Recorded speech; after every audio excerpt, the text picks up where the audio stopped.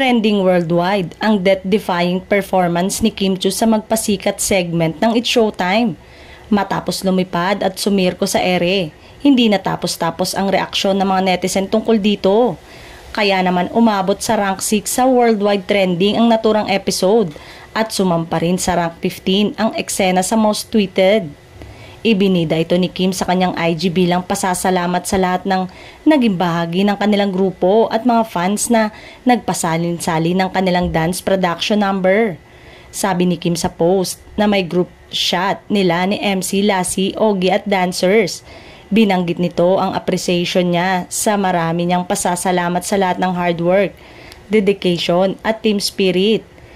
In such a short amount of time, we've managed to come together and deliver a performance that is nothing short of remarkable.